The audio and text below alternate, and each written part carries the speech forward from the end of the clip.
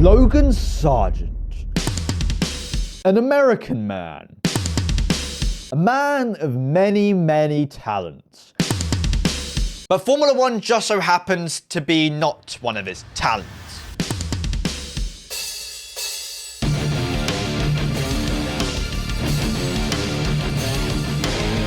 If you liked that intro, I personally think you should subscribe, because if I were you, I would, so why don't you? Yeah, I'm waiting. Go down. Now. In 2022, Logan Sargeant finished 5th in F2 in the standings, you know, driver standings, that thing. Yeah, he finished 5th. So that enabled him to have enough points on his license, not like speeding points or like points where you get like, you know, points for doing dumb shit on the road, like the Kia boys. You know the Kia boys? Well, if you don't, go look at them. It's kind of funny. I'm talking about points on their driver's license. He had enough, and because of that, well, he was promoted into Formula 1. Latifi, bye-bye, you're trash. Now, Latifi ended his career with no wins, no podiums, and 1 assist like KDB. He bagged that assist, crossed it in, Haaland scored, Haaland being Verstappen, and, you know. Uh-oh. And at the end of the day, you replace a driver because they're doing bad and you want an upgrade, right? But is Logan Sargeant that much of an upgrade from Latifi? No, not at all. Is he worse, potentially? Yes. Has Logan Sargeant been all that awful for, well, every race? No, not really, but he's been awful like 97% of the time. And that's a lot because your team is like very much in the dumps. Williams, who are they? They are awful, and you need 2 good drivers to be extracting as many points per week as possible. I mean, it's the same with the Haas. Back when they had 2 rookie drivers, yes, their car was awful, like genuinely dumpster awful. And it didn't help that they were pretty much broke. Nikita Mazepin was in the wall every race, and Schumacher, he was doing his own thing and, well, doing nothing pretty much. And now, yes, their car is slightly better. They got Nico Hülkenberg and Magnussen behind the wheel, and look at them. They're not as broke as they were. They're getting points here and there. And Williams, they kind of need the same, don't they? So far, has Logan Sargeant been kind of impressive this week in Miami? Yes. P10 in the sprint race, pretty good. That's actually pretty decent. But there's no doubt about it, whether it's now, by the end of the season, next season, well, he's not going to be in the sport for much longer. And that strikes the question, who's going to replace him?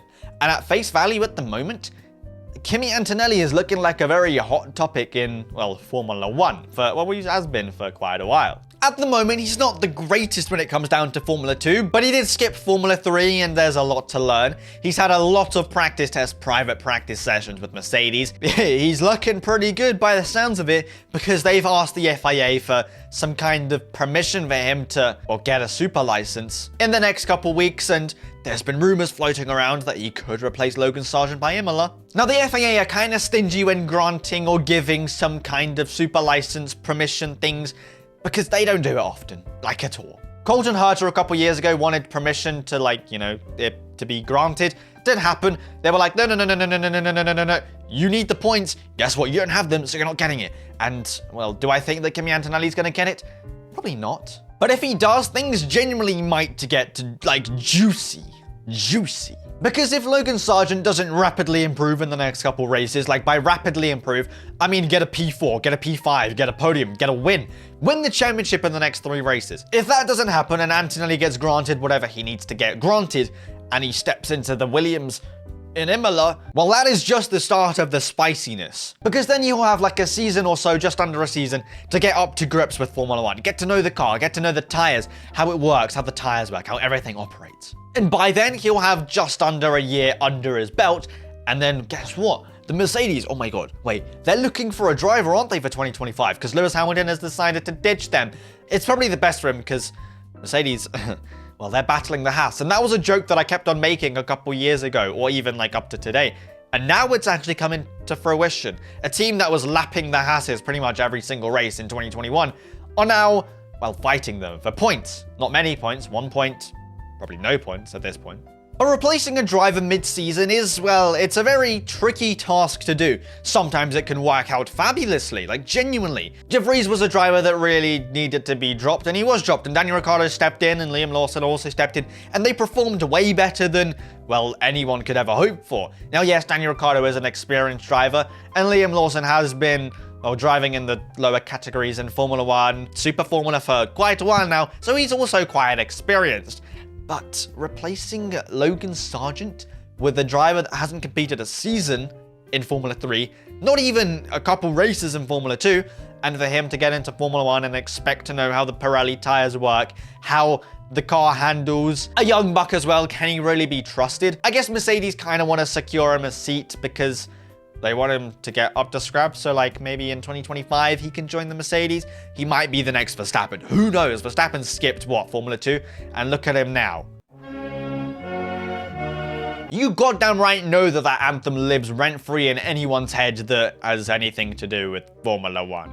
No, I'm not discrediting Kimi Antonelli's whole ability to drive good in a car, because Formula 4 and everything else that he's done has been absolutely fantastic. Some would even say flawless. But the fact that he hasn't proven himself in Formula 3 or Formula 2, well, it's a big gamble, and if Mercedes are willing to, well, play the gamble, then...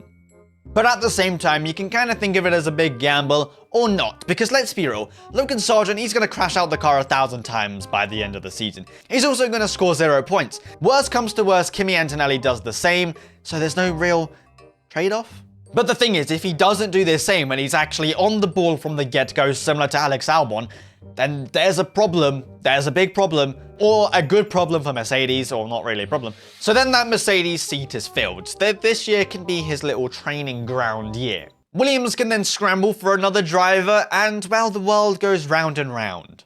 But hey, if he doesn't get the super license points and, well, he gets denied, then he has to wait a couple years, maybe finish Formula 2, and then he can replace Logan Sargeant at the end of the year when he actually has enough points. So either way, Logan Sargeant is kind of screwed, whether it's mid-season this year in Imola, by the end of next season. I mean, this weekend is a good step in the right direction for him, because he's been, well, maybe slightly better than Alex Albon, maybe slightly worse, but they have been pretty dead even. And if this can continue... well, he's screwed either way. So far, there's been rumors of Kimi Antonelli, well, asking for that permission thing for the points to replace Logan Sargeant in Imola. There's also rumors about Kimi Antonelli being Mercedes' first choice in 2025. And at the end of the day, these are just rumors. But we all know that in Formula 1, rumors aren't just made out of nowhere. There's always some kind of, well, some spice going on. Whether it's back in Baku 2022, where Hamilton was rumored to go to Ferrari and everyone brushed it off like, that's not going to happen. Hamilton won't look good in red. And, well, a couple years down the line, and look at him now. However long it takes, well, rumors, they do happen in Formula 1. It's not like a blank opinion or blank statement that has no context whatsoever.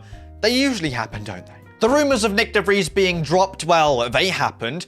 And now the rumors of, well, Ferrari wanting you-know-who.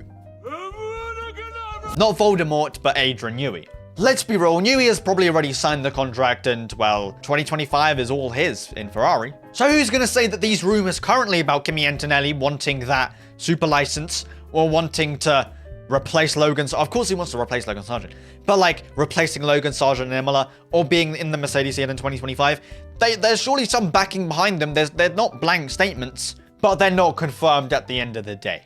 So let me know down in the comments, do you think this will actually happen?